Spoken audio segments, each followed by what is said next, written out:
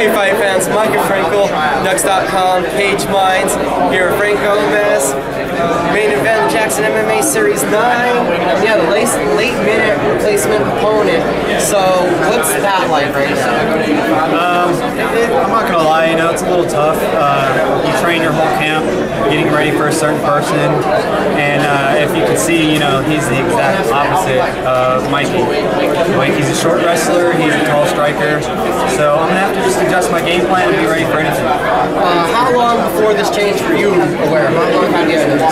Just a few days. I mean, I didn't even get to get any training time to prepare for him, so yeah, it was pretty short notice. So, have you had any time to look at any tape, anything of your opponent now? I definitely looked at some tape. He doesn't have too much stuff online, but from what I did see, me and my coaches looked at it and broke down the tape. Right, so you got that, you have an on-the-fly plan formulated. So, is there any things that, you were doing for Mikey that you feel translate well over to the new opponent? Or is this just, you threw the book out the window, okay, let's go fight? Yeah, that's pretty much it, but I can't find somebody to spar every round just like Mikey. So, I was sparring with a lot of different guys, different looks in the gym, and yeah, I pretty much had to throw out that game plan out the window and come up with a new one. And then with the amount of experience that you have on your belt and being in some big shows, does that make this kind of adjustment easier? You're like, okay, I'm ready for whatever comes at me because I've been through other stuff before. Definitely. Two of my fights in the WEC, they're changing opponents like every week, so I've been through this before, just never in like a couple days notice, but I've had to work with switching opponents at the last minute before. So when you got the first call that there was the switch of opponents, was that, okay, right back to the gym, that moment, okay, I need to go train again, I started looking up stuff, what did you do right away immediately?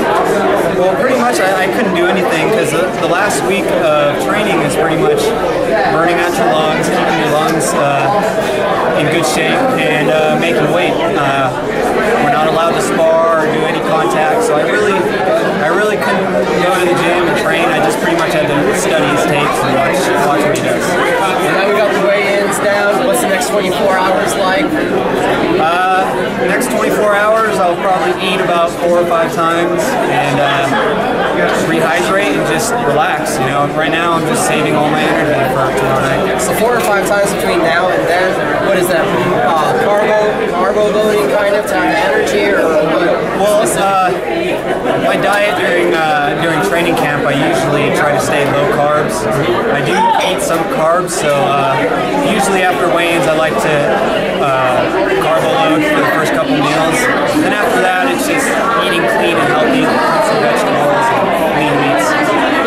Okay, so you got that. How much is going to be now the mental preparation, thinking about what could happen in the fight, especially for you with the change so close? Yeah. It's the mental part is really the hardest part of fighting. A lot of people don't take into account how intense the fight is mentally.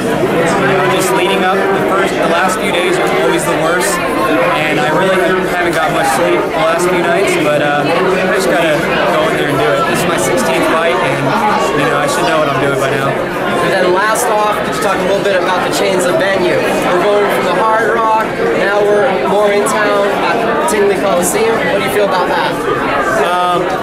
I love it. I love it. Nothing against the Hard Rock. Their venue just wasn't built for an MMA show. The way they had the setup just really wasn't built for an MMA show. And Tingley has, I grew up here. Any big concerts, athletic events, they're at Tingley. You know what I mean? So I won a state championship there in high school, and I love competing at Tingley. It's a big premier Coliseum in Albuquerque, and we're ready to represent New Mexico and Albuquerque tomorrow night. Right. One last thing. Mikey and you, it was an in-town rivalry. We kind of want to see your opponent's coming from Texas.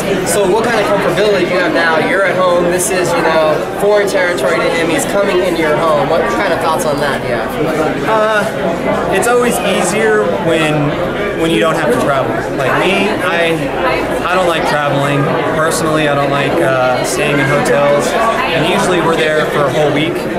So this is just so much better. I get to sleep in my own bed. I get my family here, and you know, I think it's just a big advantage to me, and as well as the elevation. You know, he's not used to elevation. It usually takes about 2 weeks to accumulate to it. So I think that's definitely going to be a big factor in the fight also.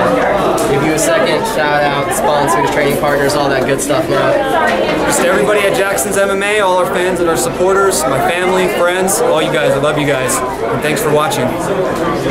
Make sure to make it out to the Jackson's MMA Series number 9, September 8th, tomorrow. It's going to be a huge show, great fight. Frank Gomez main eventing, first time at Tingley. It's going to be great. And if you haven't already, sign up for the next fan forum. Thanks for watching.